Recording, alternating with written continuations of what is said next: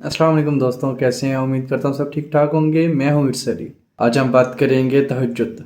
तहज्जुद फ़र्ज़ इबादत नहीं है, लेकिन तहज्जुद में बहुत ताकत है। आप सोच रहे होंगे कि जब मैं फ़र्ज़ नमाज नहीं पढ़ता तो ये नफली नमाज पढ़कर क्या हो जाएगा। आपकी सोच भी नहीं है, बहुत कुछ हो जाएगा।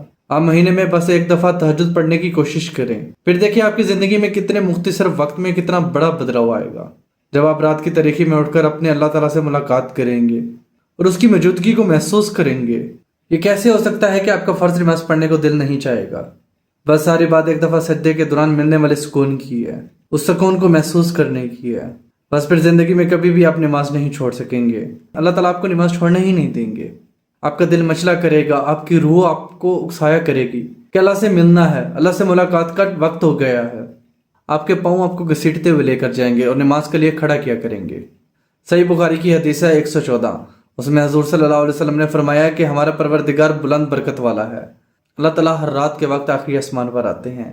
जब रात का आखिरी तय हिस्सा रह जाता है, फिर वो कहते हैं, है कोई मुझसे दुआ करने वाला कि मैं उसकी दुआ कबूल करूं? है कोई मुझसे मांगने वाला कि मैं उससे दूं? है कि मुझसे बख्शिश तलब करने वाला कि मैं उसे बख्श दूं? तो जब अल्लाह ताला आपको खास तौर पर मुखातिब कर कर ये फरमाते हैं, तो कैसे आपको वो नहीं दिया जाएगा जो आप चाहते हैं। रात के आखिरी हिस्से में बैठकर अल्लाह से हदायत मांगे।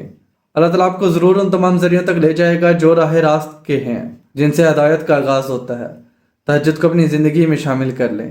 ये आपको उन लोगों में शामिल करवा देंगे जो अल्लाह को सबसे ज़्यादा प्यारे हैं। दिल बदलने की नीयत से तहज्जुद पढ़ा करें, तो दिल भी बदलेगा और हालात भी, इंशाअल्लाह।